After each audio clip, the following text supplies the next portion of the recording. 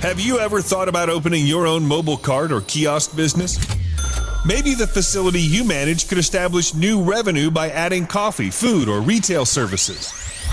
Cart King International can be the answer to your needs. Cart King is a North American designer and manufacturer of the finest mobile coffee, food, and retail carts and kiosks. Cart King has been working with clients and corporations across North America for 20 years, providing innovative designs, custom manufacturing, and timely delivery. Carts and kiosks are fun, and so are the dozens of designs on our website. Please visit us today at www.cart-king.com or just call us at 1-877-986-7771 and get your sales rolling. If you find yourself in need of legal representation, it can be a very stressful time in your life. In my career, I have dealt with thousands of lawyers, I've dealt with thousands of law firms, and I can confidently recommend to you Keith M. Davidson at kmdlaw.com. Available 24 hours, 7 days a week. Just log into kmdlaw.com. That's kmdlaw.com. Or you can call toll-free 833-4KMD-LAW. That's 833-4KMD-LAW.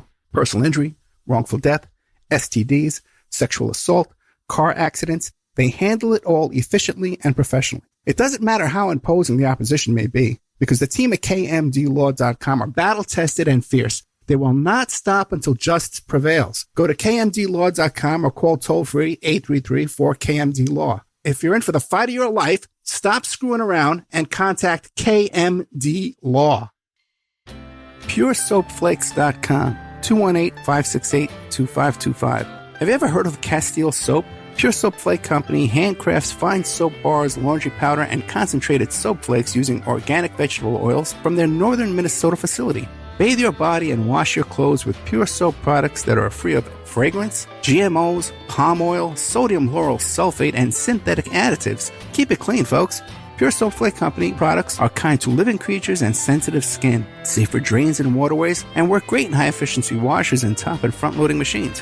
They have a little promotion going on. Contact them to order some soap. Mention the Opperman Report. You're going to get a free gift. They're going to send a little extra soap, travel size, soap bars and laundry soap, cleaning soap flakes. I've been using that stuff all day long today. Great stuff. Order today at puresoapflakes.com or give them a call, 218-568-2525, 218-568-2525. Pure Soap Flake Company is a proud member of the Handcrafted Soap and Cosmetic Guild. The Opperman Report is brought to you by Aquadam.net. You can give them a call at 707-764-2119. A flooded home is never easy to deal with. You're left with the mess to clean up, the insurance companies to deal with, and not to mention all the memories, the precious memories that are lost in the flood. You can never replace those. And Aquadam can be a tool in your arsenal to protect your home and property from the floodwaters. The cofferdam is filled with water to control water and is reusable as long as it's taken care of. It can protect your home or business from rising floodwaters like a dam, but without the beavers. It can also be used in construction. If you need an area to be dewatered, an Aquadam can do the job. An Aquadam was used at SeaWorld in Orlando for the Mako roller coaster ride during the coaster's construction by dewatering the work area. An Aquadam is now dewatering the work area at San Antonio SeaWorld for their newest roller coaster ride. An Aquadam has been used in many construction projects all around the U.S. and all around the world. Now give Aquadam a call, 707-764-2119. You can look them up online at aquadam.net. You can find them on Facebook at Aquadam Inc. You call them up, you email them, you tell them Ed Opperman sent you, and they're going to take 10% off the price. Aquadam.net, 707-764-2119. It's the Opperman Report. Join digital forensic investigator and PI Ed Opperman for an in-depth discussion of conspiracy theories, strategy of New World Order resistance, high-profile court cases in the news, and interviews with expert guests and authors on these topics and more. It's the Opperman Report. And now, here is investigator Ed Opperman. Okay, welcome to the Opperman Report. I'm your host, private investigator Ed Opperman. You can find me at Opperman Investigations and Digital Forensic Consulting. You can email me directly at oppermaninvestigations@gmail.com. If you like our show, be sure and check out our Patreon, Opperman Report Patreon. We got brand new content going up there every month, about 8 hours of new content. We just put up a show with Bradley Birkenfeld about the Hunter Biden laptop. We got some exclusive information on that. And also to our archives, you can always find for free at Spreaker.com PopulaFront.com. Put up new content every night there, repeats, and then a live show on Friday night. Our guest today is Jake Hanrahan, coming to us from the UK. UK at the moment, but the guy's traveling all over the world. You could find him at jakehanrahan.com, where he has a lot of his popular films. He's a filmmaker and a journalist, a world traveler. He hits all the war zones out there. And also, you want to check out his platform, popularfront.co. Mr. Hanrahan, are you there? Yes. Thanks very much for having me on. Yeah, thank you so much. Hey, tell us about yourself. Who is Jake Hanrahan? I'm just me, man. I'm 30 years old. I've been a reporter for about 7 years now. Completely self-taught. I didn't do uni or any of that. Used to work for Vice News. That's where I kind of got a name for myself. And, now I have my own independent platform, Popular Front. Now, how do you finance all this? And how do you get yourself all around the world into these war zones? The passports, the visas, how do you pull that off? Well, before, obviously, when I was at Vice and freelancing for various other companies, it was a hell of a lot easier. Now I'm independent. It's much more difficult. But we have a Patreon like you do, patreon.com/popularfront. And, we've been going 3 years now, and we're in a position where, we can afford to go and do these things off of the subscriptions on the Patreon. We offer bonus content regularly up there. We also sell merchandise, which, believe it or not, is doing really well. But we refuse to have any kind of corporate advertising or venture capital, because I just feel like all of that is a big problem when it comes to journalism, and you end up with people above you. And Popular Front, I don't really want anyone above us. The ones that are doing it, we should be the ones that can control the story, or tell it as it is. Now, it seems also too that you're constantly in hot zones, like war zones. Are you like some kind of like an adventure junkie or adrenaline junkie? No, honestly, like the older I get, the less I want to go to the conflict zone. Good. But there is an element to it where it's obviously exciting, but it's not so much the conflict, it's the way that life is just so different in a conflict area, like everything is tipped on its head. What was important to you at home suddenly becomes completely irrelevant, and then you meet all these people who are, just trying to live in the most hardest situations, and that for me is very exciting, like meeting the most fascinating people, being able to tell their story and do it all like that. So that for me is a part of it. And I definitely, when I was younger, I was probably a little bit more reckless, but now, I do take a lot more precautions. And these people living in these hot zones, like, what is their biggest struggle? Man, I think honestly, one of the biggest struggles is getting attention for the conflicts. Like a Popular Front, a lot of the time we cover underreported conflicts. So, for example, the war in Nagorno-Karabakh between Azerbaijan and Armenia, it's just flared up. It's got really bad. We've been covering that since 2018, since we started. So we try and report on these things that are less noticeable. And another thing I think people are struggling is kind of which proxy power now is, has their back, which one doesn't, and that can be a real problem. If someone starts up like a separatist fight for independence, to be honest, their biggest problem is not going to be can they win, it's going to be, which proxy power is going to stop them. So, yeah, it's a weird situation these days. Yeah, we forgot to mention your Patreon, which is Popular Front on Patreon, and also to your YouTube channel, which is called Popular Front as well. That's right, yeah. People should go to all these platforms and subscribe to all the good work the guys are doing here. Now, what about, do you ever find yourself that you were a target when you're in these war zones?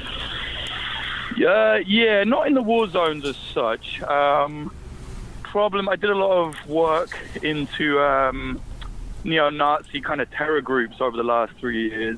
And a lot of them were like, printing out my picture and putting it in their videos and shooting it. And so they're going to shoot me and kill me and whatever. The police rang me at one point and were like, oh, we have intelligence that they're trying to find your address. I was like, okay, like, good luck.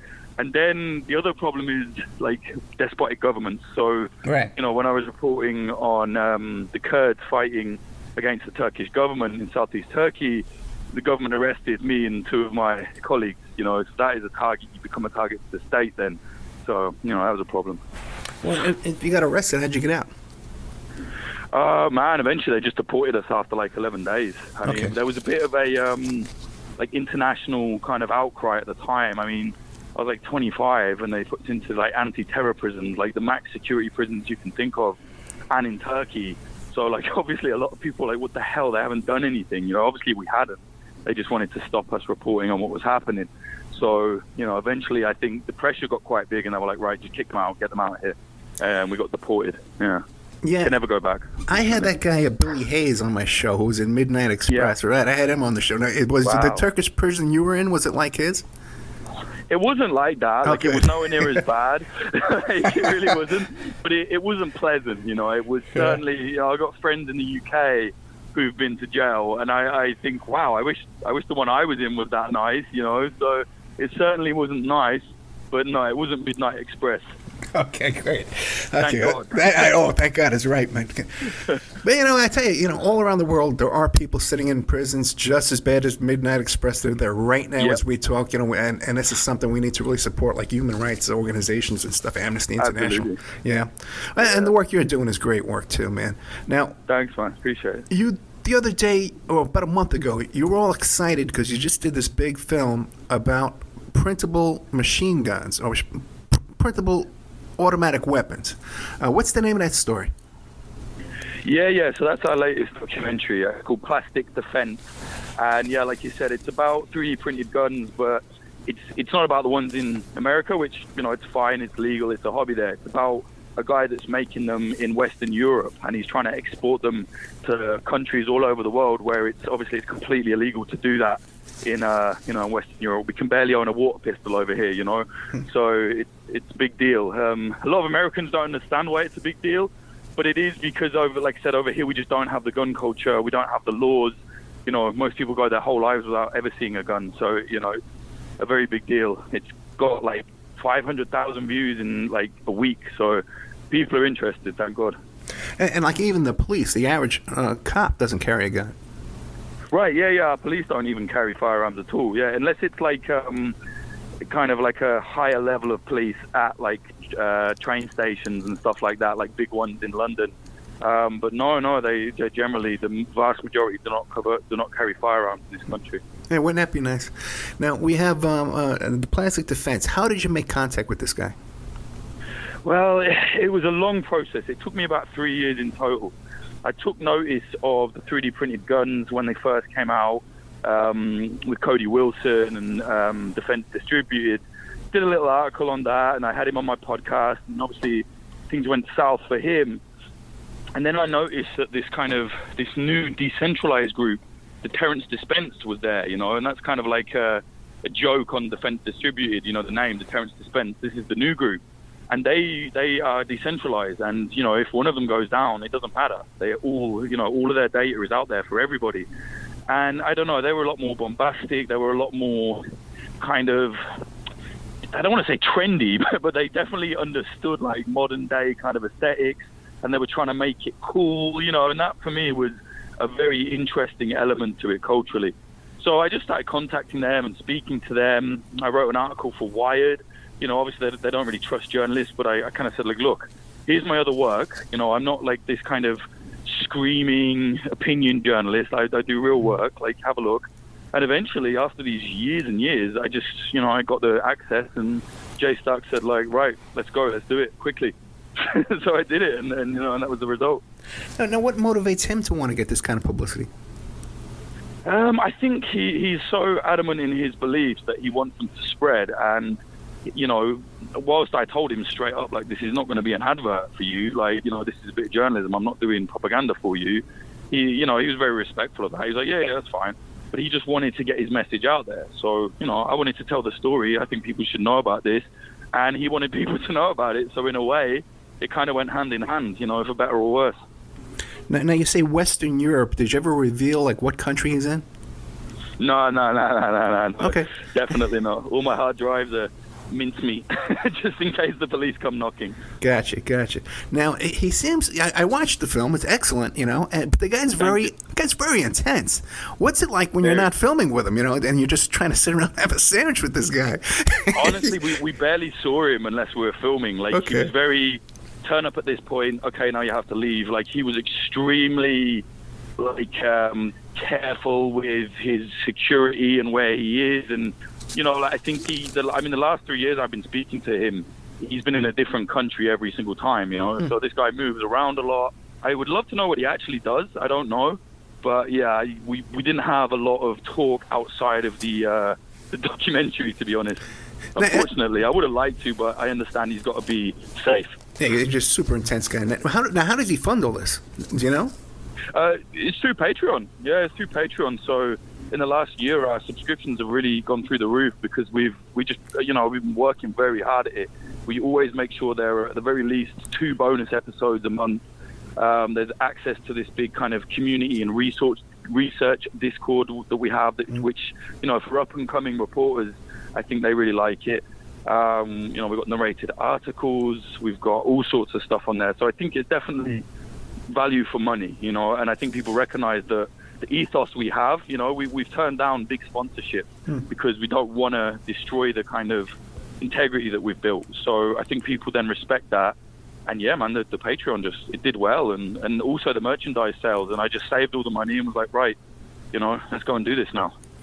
And Jay Stark, though, you mentioned that he was traveling different countries all the time. How is he funding his operation? What is he? I would love to know. I would love to know. I don't know how they, honestly, I don't know about the Terrence Dispense. I don't know if I think they have Bitcoin. People can donate Bitcoin and stuff like that. But I'm not really sure. I don't know. A lot of them just have normal jobs and stuff. But what he does, I don't know. To be fair, though, in Europe, it's not that expensive to travel around just to, different countries. Especially if you're in Eastern Europe or something, that's very cheap. Now, what would the penalties be if they were to catch him for producing these weapons? What would the penalties be for? I think an absolute minimum straight away would probably be about 10 years in prison for him, to be honest, because he's not only creating the firearms, he's creating his own ammunition. And he's spreading the work, right? He's telling everybody, I want you to do this. He's trying to make other people do it or get other people to do it. So I think he would be in serious trouble. On the worst side of it, they might try and charge him with terrorism or something. And in that case, man, he would probably be looking at, 20 years or something, maybe. Now, what about the other folks involved in his group that are also, have any of them ever been caught? Well, in America, the thing is, it's funny. In America, it's completely legal, so it's just a hobby for them. So the vast majority of the work happens in America. However, Jay Stark in Europe founded the group, so it's he comes up with certain things, and then they will test it for him, or and it's not just him. Obviously, all of them are building all these stuff. But there are other people in Europe that I know for definite have built these weapons, specifically the FGC-9, which is the one we see in the documentary. So I know that there's other people. There was a guy in the UK last year. He got about 4 or 5 years because he got caught 3D printing a pistol, and he also had ammunition. He said he found the ammunition in the park. So obviously he bought some of that. But yeah, so he got about 3 or 4 years, I think. That's a good question. I've done some reloading ammunition when I was a kid. Yeah. Now. So I can understand, okay, you melt the lead, you can pour it in there. But what about the primer and the shell casing? You can't manufacture that. That you have to pick up, you have to purchase that, no? Right. So you can order in those things into Europe, right? Well, you can. So you can also order in the barrel for the gun, because the barrel is not a barrel. It's a metal tube that they use for pressure, pressure machines in China. So then they send the tube, and then they have instructions on how to then turn that tube into a working rifle. And then they order in the shell casings, and then they maybe I don't know about the actual bullet part, but that's maybe a little illegal, ordering. No, the actual bullet part you can the shell casing. If you can get a hold of that, that's fine. The bullet part, you melt the lead and you pour it in there. There's a mold, right. And then you press it in. Yeah. Now the gunpowder is the issue as well, but they found sneaky ways to do that as well. Yeah, that was my next question. How do they get the gunpowder too? Now, did you fire this weapon? So, yeah, go ahead. No. I wanted to, trust me, but it was just kind of against my own ethics to do so. I just felt like I'm here to work, not play around. And knowing my luck, the thing would have backfired and killed me or something. You know what I mean? But no, I didn't fire it. But the gunpowder, they either kind of smuggle it across the borders. It's not that hard to find people in Europe to do things like that. Or I can't remember what it is, but there's some kind of home improvement thing that you can get, which if you take it apart, like 100 of them, you'll have enough gunpowder for like 5 bullets or something. It's like it's in something else which they've worked out how to take it apart.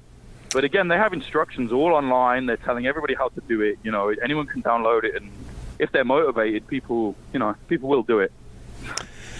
Fascinating topic. Okay, have you been in touch with him since the show aired? With J Stark, no. I said to him, like, as soon as we leave, everything needs to be wiped, just for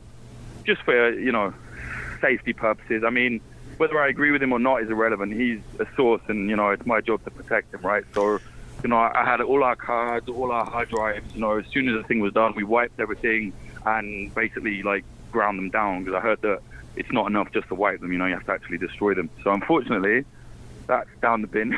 That's money down the bin, but it's worth it, I think. But do you think he's happy with the final production? I don't know. I'm not sure. Like, I think he will be. But I'm gonna probably ask someone at Deterrence Dispense, but they don't hear from him too often. I don't think he's there as often as the others are. But I do need to ask them. But I think he probably is. I think he probably would want more technical detail in there. We had some conversations, and I said, like, look, this cannot be an instruction manual. This is a documentary. Firstly, it would get me kicked off of YouTube if there was too much instructions in there. And we're already nearly been kicked off like 100 times. Our whole channel is demonetized. And secondly, it's just, I think that would not be a good look for a journalist to be like, yeah, let me teach you how to do this. It had to be a fine balance, Yeah, I just got another flag on YouTube myself, and we can't upload. Really? Shows that air on AM/FM radio are not allowed on YouTube. How do you like that? That's America for you, man, in 2020.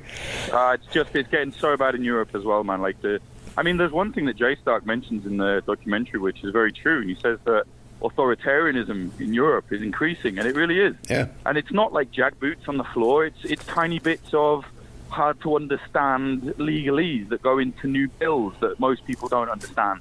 But when you look at it and you take notice of it, it's getting ridiculous. It's actually not good. Yeah, I know. Even, you're pretty much still a young man. I'm 58 years old. The world's changed, and not for the better for the average person. Yeah. Now, that's Plastic Defense. Check that out. It's on the Popular Front YouTube channel. Popularfront.co is the website. Check it out. Excellent work, man. I'm very, very impressed. Now, there's another story about the Unabomber. What is your story about the Unabomber?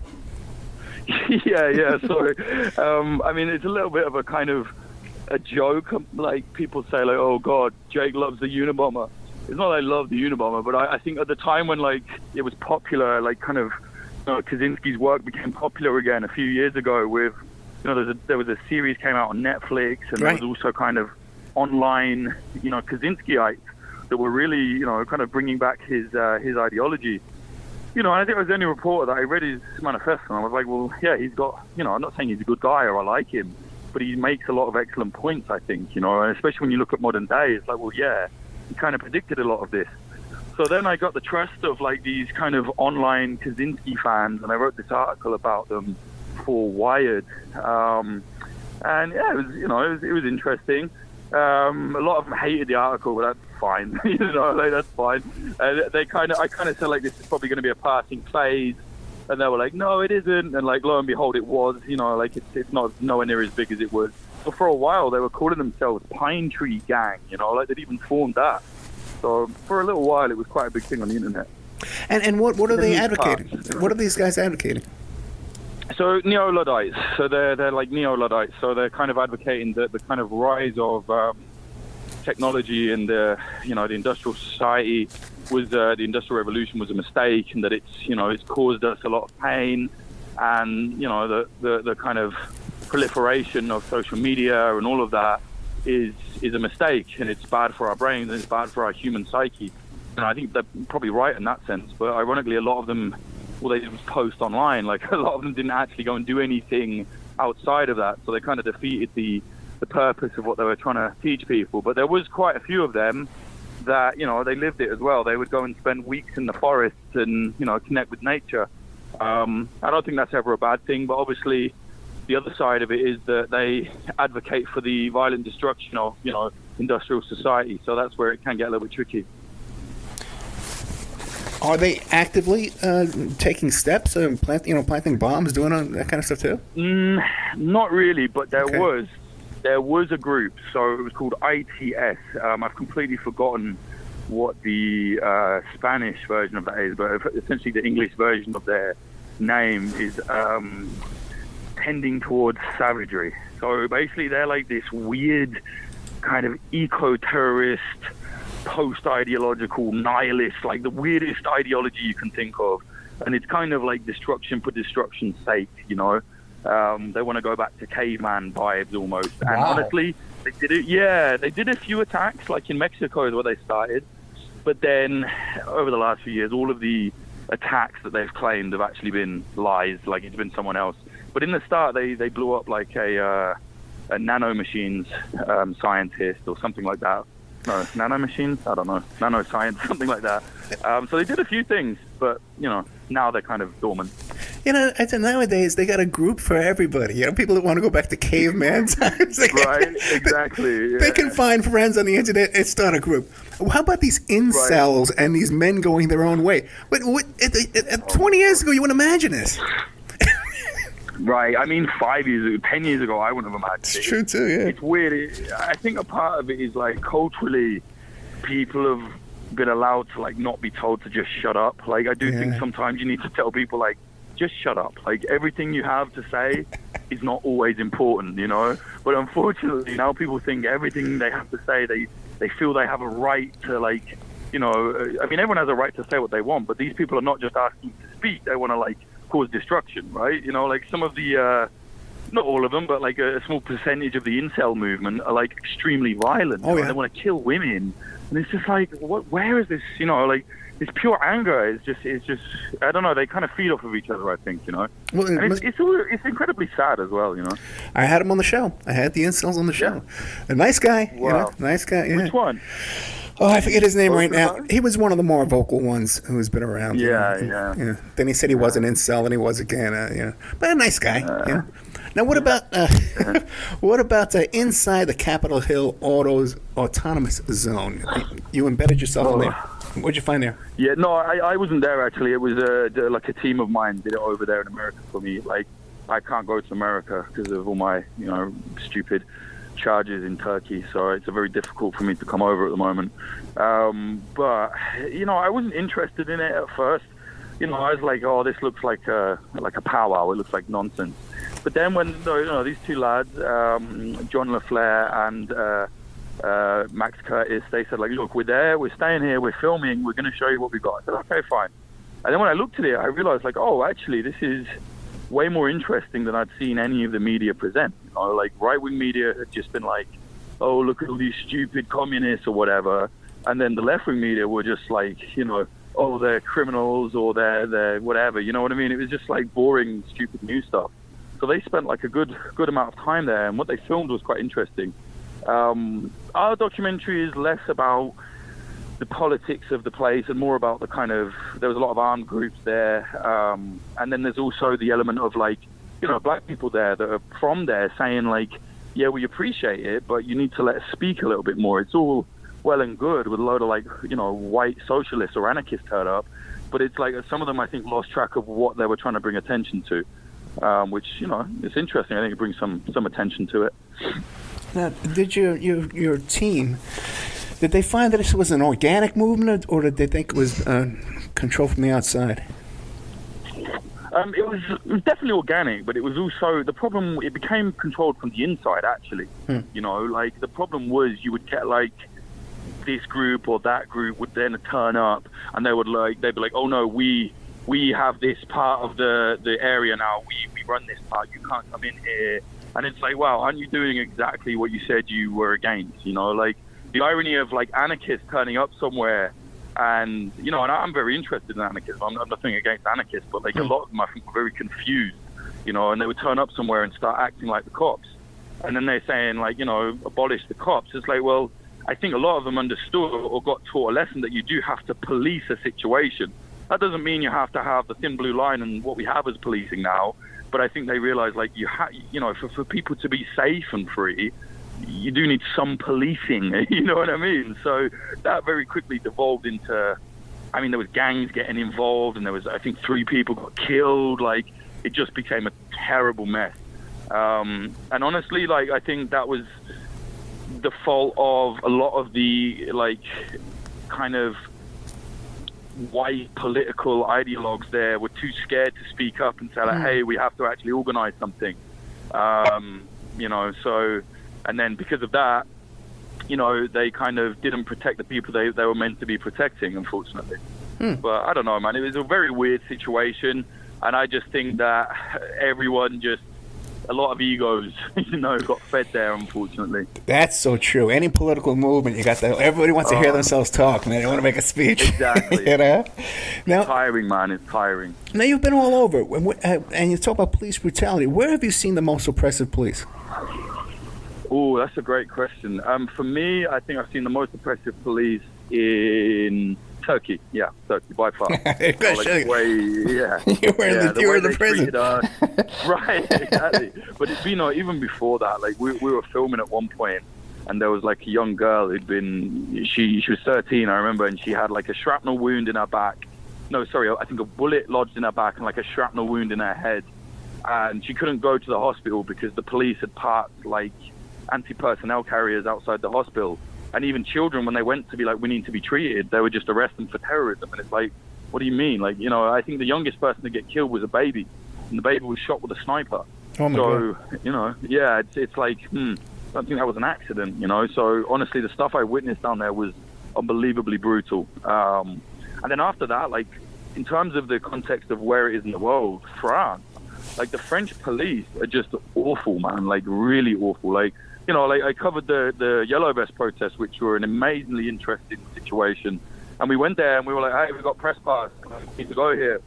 And they're like, no, you can't. And I was like, this is Europe. Like, you can't, like, you know what I mean? We're not living in a totalitarian society. We can walk down the road if we want. This wasn't like a police cordon. They would just, like, push you over and be like, no, get out of here. It's like, it's completely illegal, like, to do that for them, you know. And it's, you know, and people say, oh, why are you shocked? And it's like, well, because, you know, we fought tyranny twice, you know, we won world wars, and, like, we should be living in some kind of better place where that doesn't happen, you know. So I think it's really out of order. But yeah, Turkey and France. I think that's when I first found you, during the Yellow Vest movement. Now, yeah, were you, when you saw that, were you encouraged? Did you think it would be successful? Well, this is the thing. I don't know what people. A lot of people, you know, quantify the success of a movement like that in, did they win? And it's like, for me, I'm saying it doesn't really matter, I don't think, if they won or not. The fact that someone fights to say, hey, we're not having this, I think is always important, you know, because you never know, in 10 years, what they did then might inspire the group that does win, right? You can't just, you know, I think you have to have a culture of resistance, which I really respect the French for that. You know, right now there are huge clashes because Macron is trying to give some insane authoritarian legal powers to the police, where it will become illegal for people to film the police whilst on duty. And, you know, that's crazy. You can't have that in a democratic society. And it's punishable by, like, a custodial prison sentence or a 400,000 euro fine. Or is it 40,000, I think, sorry. And it's just crazy, you know, they can't do that. So people are rightly so, in my opinion, out in the streets now, and it's not any political group, you know, and that's like the Yellow Vests. It wasn't, you know, the Yellow Vest wasn't left or right or centrist or whatever. It was the people. There was, every group was in it, you know. Yeah. We ended up seeing anti-fascists fighting fascist members of the Yellow Vest. You know, there's footage of them both fighting each other in the Vest protest. And to me, it was one of the purest forms of, like, a popular uprising in Europe for a long time, you know, and it was really fascinating. Now, how could your own personal political views not affect your reporting? I think they do. You know, I think they do, and I think that any journalist that pretends that they don't are just being a little bit dishonest. I think the problem not a problem that I have, but I think that I recognize is, like, yeah, I do have certain biases, and almost when you understand that and accept it, it actually becomes more useful, because then I have to say, like, hang on, am I being fair here? I know I've got this bias. Let me catch myself and check my bias. You know, so long as you're willing to critique yourself and accept critique, I think that's okay. I think, you know, it makes you a better journalist, actually. I said this before. I think total objectivity is kind of psychopathy, you know, because that would mean you don't you're not swayed or you don't feel, and trust me, when you're covering war, if you don't feel certain things when you're covering that, you're no good out there. You have to be a well-rounded human being and feel empathy for the people. So, I think you just got to check yourself and, be fair. Now, how about yourself? How about PTSD? Yeah, man, I had a bit of that after prison, actually. Like, that was a big deal. Right. It was weird. Like, I didn't think. I thought, I'm fine. And then, like, I'd hear my door, like the postman would deliver something. And I'd wake up and jump out my skin because obviously the way we were woken up in the morning was the prison guard, right? They open the door and shout at you and get you up. So I think just hearing that noise of like a door moving just, it fricked me for like ages. I was really frightened of it. I was like, oh, what is that? But eventually it's fine now. I couldn't watch movies about prisons before as well. Yeah. I was just like, oh, turn this off. Like, it's just a bad feeling. But now, I'm fine now. It is easy. It's no problem now. But it was definitely there. This might be a good time to take our commercial break. We are with Jake Hanrahan. You can find him at jakehanrahan.com. His platform is called popularfront.co. They have a Patreon, Popular Front, and YouTube channel is also Popular Front. So keep an eye out for this guy's work. It's really, really good stuff. We'll be right back with more of Jake Hanrahan after these messages. And now a word from our sponsors. If you find yourself in need of legal representation, it can be a very stressful time in your life. In my career, I have dealt with thousands of lawyers, I've dealt with thousands of law firms, and I can confidently recommend to you Keith M. Davidson at kmdlaw.com. Available 24 hours, 7 days a week. Just log into kmdlaw.com. That's kmdlaw.com. Or you can call toll-free 833-4KMD-LAW. That's 833-4KMD-LAW. Personal injury, wrongful death, STDs, sexual assault, car accidents. They handle it all efficiently and professionally. It doesn't matter how imposing the opposition may be, because the team at kmdlaw.com are battle-tested and fierce. They will not stop until justice prevails. Go to kmdlaw.com or call toll-free 833-4KMD-LAW. If you're in for the fight of your life, stop screwing around and contact KMD Law. Are you ready to change your life, but don't know how to start? Is your stress and worries keeping you awake at night? Have you been battling grief, anxiety, or depression all alone? Have you lost touch with your own sense of being or spirituality? Soul Free Therapies offers professional and affordable live video streaming counseling and coaching services from the comfort of your own home. Sessions offered in English, Spanish, and Portuguese. Go to our website at www.soul-free.com and book your first session today. The Opperman Report is brought to you by Aquadam.net. You can give them a call at 707-764-2119. A flooded home is never easy to deal with. You're left with the mess to clean up, the insurance companies to deal with, and not to mention all the memories, the precious memories that are lost in the flood. You can never replace those. And Aquadam can be a tool in your arsenal to protect your home and property from the floodwaters. The cofferdam is filled with water to control water and is reusable as long as it's taken care of. It can protect your home or business from rising floodwaters like a dam, but without the beavers. It can also be used in construction. If you need an area to be dewatered, an Aquadam can do the job. An Aquadam was used at SeaWorld in Orlando for the Mako roller coaster ride during the coaster's construction by dewatering the work area. An Aquadam is now dewatering the work area at San Antonio SeaWorld for their newest roller coaster ride. An Aquadam has been used in many construction projects all around the U.S. and all around the world. Now give Aquadam a call, 707-764-2119. You can look them up online at aquadam.net. You can find them on Facebook at Aquadam Inc. You call them up, you email them, you tell them Ed Opperman sent you, and they're going to take 10% off the price. Aquadam.net, 707-764-2119. PureSoapFlakes.com, 218-568-2525. Have you ever heard of Castile Soap? Pure Soap Flake Company handcrafts fine soap bars, laundry powder, and concentrated soap flakes using organic vegetable oils from their northern Minnesota facility. Bathe your body and wash your clothes with Pure Soap products that are free of fragrance, GMOs, palm oil, sodium lauryl sulfate, and synthetic additives. Keep it clean, folks. Pure Soap Flake Company products are kind to living creatures and sensitive skin, safe for drains and waterways, and work great in high-efficiency washers and top and front-loading machines. They have a little promotion going on. Contact them to order some soap. Mention the Opperman Report. You're going to get a free gift. They're going to send a little extra soap, travel size, soap bars and laundry soap, cleaning soap flakes. I've been using that stuff all day long today. Great stuff. Order today at puresoapflakes.com or give them a call, 218-568-2525, 218-568-2525. Pure Soap Flake Company is a proud member of the Handcrafted Soap and Cosmetic Guild. It's the Opperman Report. And now, here is investigator Ed Opperman. Okay, welcome back to the Opperman Report. I'm your host, private investigator Ed Opperman. We're here today with Jake Hanrahan, who's like a war correspondent, like the old days, you know, but he's like a do-it-yourself kind of guy doing this. Check out popularfront.co. His Patreon is called Popular Front, and also too, jakehanrahan.com, and also the YouTube channel is Popular Front. Okay, Jake, real quick, too, we were talking about police around the world. Where did you find the best policing? Did you spot? Whew. I guess the best ones are the ones that I haven't come in contact with. They just leave you alone, you know. Yeah. But certainly in Scandinavian countries, they're kind of chilled out, you know, from what I've noticed. They kind of leave you alone. They're not, like, as on your back. Yeah, like, they're not bothered about the kind of... I mean, in England, like, our police they'll write you a ticket for anything. They're desperate, you know. They love to stop people for all sorts.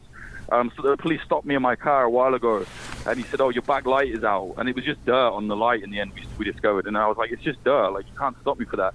He's like, "Go and get your car washed." I was like, "Really?" Like, you know what I mean? Yeah, they're you know, we call them like bully boys sometimes because, you know, some of them do good stuff. Like, sure, like the ones that are like, you know, investigating pedophiles and stuff like that. But generally, you know, they don't do a lot apart from just bother people. You know, like it's a real pain, actually, you know, and they're kind of known for it, really. It's not just me, you know, I'm not like ACAB or anything. I just have had bad experiences with them, and I don't feel like they serve the community like they're meant to be, you know. Yeah, we do need police, you know, like there's old people who get scammed, they get conned out of their money, you know. That's absolutely. So kind of, you know, we need cops. No, without doubt. Now, you spent a lot of time in the Mideast, Israeli-Palestinian conflict? Yeah, I covered, I was in Jerusalem in, I think, 2017, I think, actually. That was the last time it really kicked off in Al-Aqsa, or Temple Mount, as the Israelis call it. So, yeah, man, there was a lot of clashes around there. Several people got killed. It was chaos. It was really wild, actually. But a very interesting place. I really like East Jerusalem. And what was the conflicts like? Police, military? Yeah, at the time it wasn't like military. It was, well, some of the border guards, the Israeli border guards, were indiscriminately just, you know, absolutely pumping the crowd full of, you know, these huge tear gas rounds and rubber bullets and stuff like that. So, you know, there was very little, I mean, they just didn't care who they hit, you know. But at the same time, there was a lot of children in the crowd. And it was like, don't bring your kids to this. Like, everybody knew it was going to get violent, like, without a doubt. So it was just a very horrible situation, you know. It was brutal, man. Like, I don't know, the whole. I think Nietzsche said it. Like Nietzsche said, like Jerusalem should just, the only way for it to be peaceful would be to flatten it. You know, which sounds disgusting. I would never want that to happen. But my point is, it's just too long. That conflict is too long in the tooth, I think, to ever be fixed. You know. And now when you're over there, like, you get press credentials, do they supervise you? Do they follow you around? No, actually the Israelis were incredibly open. You know, they were like, you know, I got the credentials and they were like, okay, off you go. And they didn't bother me at all. And certainly, you know, we spent a lot of time filming in the Palestinian area in East Jerusalem, you know, and we spent a lot of time with Palestinians. Didn't really get any bother, to be honest, you know, like that's one of the places in the Middle East where I haven't. But certainly, I'm sure you would. You know, like I know journalists, you know, Israeli journalists, that if they're pro-Palestine, oh God, like their life can become a living hell. You know what I mean? Yeah, I do. Now, what about? Are you able to visit those where the settlers are? You know, I heard that's really intense. No, I didn't go there, but I have a very good friend of mine, Oren Rosenfeld, and he's like a great producer over there. He has a company called Holy Land Productions. I mean, he's Israeli, but he has his own beliefs. You know, he's very kind of he's for no sides, if you know what I mean. It's good night all sides for him. And he made a whole film. I think he spent like a year hanging around the settlers, especially with a group called the Price Taggers. And those guys are like brutal, man. Like, you know, for anything that happens, they will just go into Palestinian areas and just smash it to pieces. And it's like you're literally living in the areas where, you know, in the settled areas, you could go and live anywhere else in Israel, yet they choose to live there, and they still attack the Palestinians. It's just madness, you know? Yeah, it really is. Now, on Popular Front, one of the articles, I know it was written by you, but by your team over there, the Boogaloo cop killers, what's the story with that? Yeah. So you know the Boogaloo movement, the kind of, I think they're mostly, it's not really a cohesive movement, but it's like a decentralized ideology, I guess, you know, anti-government, kind of right libertarian ideology, very vehemently anti-cop. And two of the, you know, self-proclaimed Boogaloo boys, they actually killed two law enforcement officers. So they went on like a kind of a, you know, like a little vigilante mission, and they just shot up one of the guard posts and killed a police officer, killed another one. Yeah, man, and there was not a lot of information out there on it. And one of our guys, like Ali Winston, great writer, investigative journalist, he looked into it, and you know, it was what it was. And then we did this article. A lot of the Boogaloos saw it and went crazy, like, no, this isn't right. And it's like, well, it is. it is. It's not what you want it to be, but it is correct. You know what I mean? So, but I don't know. I think the Boogaloo are quite interesting. Like, some of them have, like, I think the liberal media has unfortunately labeled them all as like right-wing, like far-right fascists or whatever. And it's like, they're definitely not that. Like, there is an element of them that are, but because it's not a cohesive movement, it's more of an ideology. That doesn't mean that the other groups have let them in. It's just those groups have taken on that form. You know what I'm saying? It's not like they're responsible for it. So, I don't know. I'm very interested in like decentralized ideologies and movements. And we saw a lot of them when the clashes were happening in the US. But I think the FBI and the CIA have very got a very close eye on them now after the shootings. Yeah, they were actually on their way to shoot some friends of mine in Las Vegas protesting. No way. Yeah, George Floyd. Yeah. Jeez. Really? Were they? They must have been the far right ones, I guess, the fascist kind of ones. Yeah, I believe I read about this. They had a whole plan to kidnap judges and stuff, and you know. Right. Yeah. Now, some of them are lunatics. Yeah, they got them in all over the place. Yeah. Now, what's this story about now, where you somehow hooked up with a guy who is a dark web drug dealer? Yeah, that was another one. It took me years to get the access to that. It was one of the last pieces I did for Vice. I really loved that article. Yeah, man, I basically, one of these big, it was before all the real big shutdowns came, you know, like Silk Road was big. There was all these other big kind of deep web drug dealing websites. And one of the biggest sellers, I was just contacting him. And I wanted to contact him because I noticed he was doing these kind of 2-for-1 deals. He was doing like holiday specials, you know, on drugs and heroin and stuff. And this was before like all the other groups were doing it. So I found him really interesting, and he had a whole team, and I got speaking to him. And over the years I learned, I kind of got his trust. I proved, you know, I said to him, I proved that, you know, whatever you want, like wherever I met him, I would meet him. I'd give him my phone. I'd let him take put it in a barrier bag so there was no signal or anything. Whatever he wanted, I was like, yeah, I'm down. Let's do it. So we did that, and eventually he was like, okay, you know, you can come with me, and you can stay with me for a weekend, and you can write an article. So we started off in Spain, and then we got what did we do? Did we get a plane? No, we got a ferry, and then we went to like Morocco. We went into the mountains in Morocco. He had this huge grow house.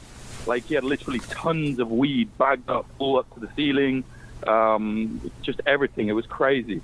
So then we did that, and then he took me to like his little kind of, had this weird, I don't know what you would call it. It's like a luxury cabin, I guess, where he showed me all the back end of it, where he's doing all the orders on the internet. He's bagging them up. He's sending them off. Like, it was incredible, really. Like, and he was making, I don't know, like $100,000 a week or something, which for some drug dealers might not be a lot, but for him, it was a lot. You know, he only had a small team. So it was very interesting, man.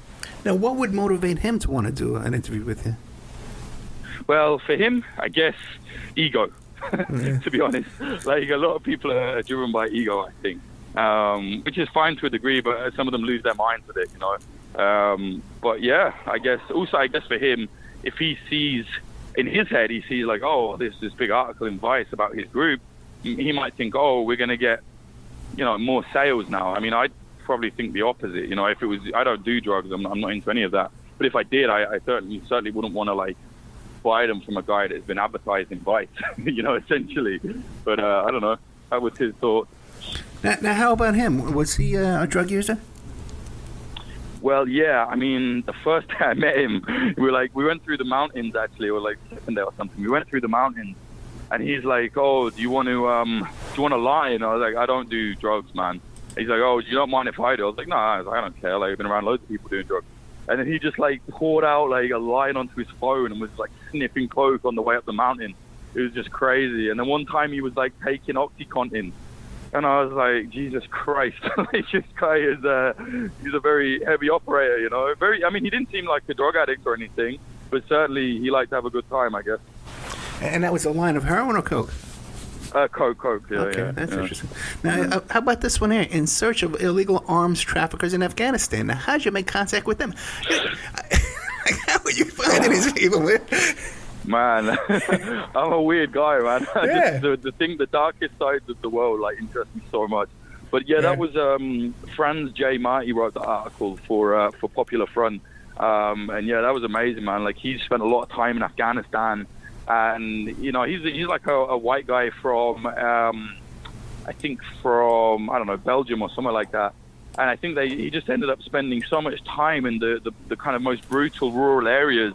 The people just kind of gained a respect for him and were like, okay, you know, like he's about it. We'll take him there and we'll show him this and whatever. So in Afghanistan, things are different as well. Like, things change so rapidly there that the threat of detection or getting caught it doesn't even matter. Like, you know, they don't really care.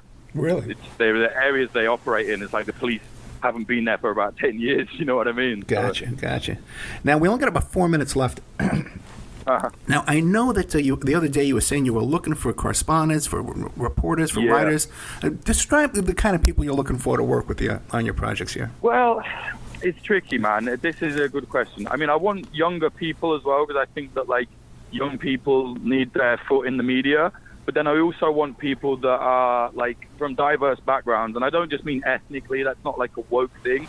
I think that, like, any kind of a different background really helps with journalism, you know. Like, none of my family are journalists, you know. None of my family are rich or anything like that, you know. Grew up very, very humbly, you know. We didn't have any money. And it's like, I think that gives you a different kind of an edge in certain situations. And I want people from other backgrounds that have an edge from some other type of upbringing that I think will bring something good to Popular Front, you know.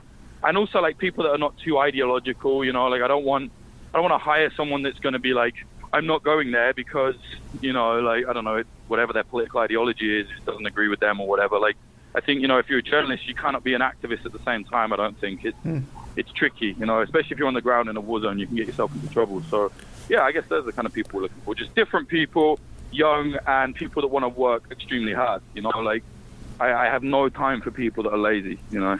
Now, would fund their travels, or would they have to be self-supporting? Yeah, I would fund it. Like, that's the idea. Like, in the future, I hope next year I'm going to try and raise a little bit more money. We've got some plans to do that. And I want to just be able to say to someone like, hey, you know, we're going to send you away with one of our guys or women or whatever, like one of our producers and cameramen, camerawomen, and you go and make it. We'll pay you. We'll not pay you a lot. We won't pay you the same way that, like, you know, the TV will pay you because you don't have that money. But we will pay you, and, you know, and you will get, you know, it's a good way for us to grow. And I think it's good for, we have respect in the kind of journalism community now, and I think that it will be good for the reporters as well. Well, we got a lot of great young men and women who listen to this show that I think fit that description. So hopefully we can send some people your way. Jake? Yeah, man, definitely. Yeah, JakeHanrahan.com, PopularFront.co. The Patreon is called Popular Front, and then as well the YouTube channel. And how about your Twitter? What's your Twitter called? Jake Hanrahan, right? Yeah, Jake_Hanrahan, HANRAHAN. That's any social media. That's my handle. Yeah. Jake, thank you so much. Anytime you got something you want to promote, give me a call. We'll put you right on the air, okay? Absolutely. Thank you, mate. Really appreciate it. I really enjoyed this. Thank you, mate. Good night. Speak soon. Bye-bye. And now a word from our sponsors. OppermanReport.com. Hey, do you like what you're hearing? Do you like the work that you see us doing here at Opperman Report, you can support that work by becoming a member at OppermanReport.com. And as you have access to over 200 exclusive shows and interviews that you can't find on YouTube or Spreaker or iHeart or iTunes or KYAH. You can't find them anywhere else online, exclusive to our member sections, to our members. Also, too, there's images, videos, documents, court docs. And don't forget, you can hear your ad played here on the Opperman Report, reach hundreds and hundreds of thousands of people on a daily basis because the show is repeated every day all over the world. Contact me at oppermanreport@gmail.com and I'll give you a good deal on advertising rates.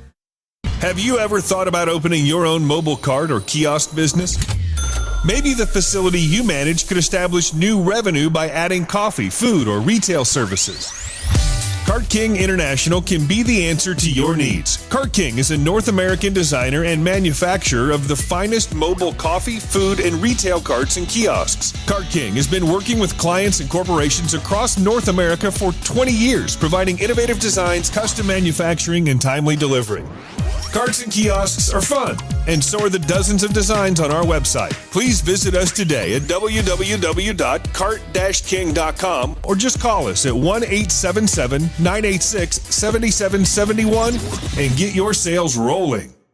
The Opperman Report is brought to you by Aquadam.net. You can give them a call at 707-764-2119. A flooded home is never easy to deal with. You're left with the mess to clean up, the insurance companies to deal with, and not to mention all the memories, the precious memories that are lost in the flood. You can never replace those. And Aquadam can be a tool in your arsenal to protect your home and property from the floodwaters. The cofferdam is filled with water to control water and is reusable as long as it's taken care of. It can protect your home or business from rising floodwaters like a dam, but without the beavers. It can also be used in construction. If you need an area to be dewatered, an Aquadam can do the job. An Aquadam was used at SeaWorld in Orlando for the Mako roller coaster ride during the coaster's construction by dewatering the work area. An Aquadam is now dewatering the work area at San Antonio SeaWorld for their newest roller coaster ride. An Aquadam has been used in many construction projects all around the U.S. and all around the world. Now give Aquadam a call, 707-764-2119. You can look them up online at aquadam.net. You can find them on Facebook at Aquadam Inc. You call them up, you email them, you tell them Ed Opperman sent you, and they're going to take 10% off the price. Aquadam.net, 707-764-2119. Are you ready to change your life, but don't know how to start? Is your stress and worries keeping you awake at night? Have you been battling grief, anxiety, or depression all alone? Have you lost touch with your own sense of being or spirituality? Soul Free Therapies offers professional and affordable live video streaming counseling and coaching services from the comfort of your own home. Sessions offered in English, Spanish, and Portuguese. Go to our website at www.soul-free.com and book your first session today. If you find yourself in need of legal representation, it can be a very stressful time in your life. In my career, I have dealt with thousands of lawyers, I've dealt with thousands of law firms, and I can confidently recommend to you Keith M. Davidson at kmdlaw.com. Available 24 hours, 7 days a week. Just log into kmdlaw.com. That's kmdlaw.com. Or you can call toll-free 833-4KMD-LAW. That's 833-4KMD-LAW. Personal injury, wrongful death, STDs, sexual assault, car accidents. They handle it all efficiently and professionally. It doesn't matter how imposing the opposition may be, because the team at kmdlaw.com are battle-tested and fierce. They will not stop until justice prevails. Go to kmdlaw.com or call toll-free 833-4KMD-LAW. If you're in for the fight of your life, stop screwing around and contact KMD Law. PureSoapFlakes.com. 218-568-2525. Have you ever heard of Castile Soap? Pure Soap Flake Company handcrafts fine soap bars, laundry powder, and concentrated soap flakes using organic vegetable oils from their northern Minnesota facility. Bathe your body and wash your clothes with Pure Soap products that are free of fragrance, GMOs, palm oil, sodium lauryl sulfate, and synthetic additives. Keep it clean, folks. Pure Soap Flake Company products are kind to living creatures and sensitive skin, safe for drains and waterways, and work great in high-efficiency washers and top and front-loading machines. They have a little promotion going on. Contact them to order some soap. Mention the Opperman Report. You're going to get a free gift. They're going to send a little extra soap, travel size, soap bars and laundry soap, cleaning soap flakes. I've been using that stuff all day long today. Great stuff. Order today at puresoapflakes.com or give them a call, 218-568-2525, 218-568-2525. Pure Soap Flake Company is a proud member of the Handcrafted Soap and Cosmetic Guild.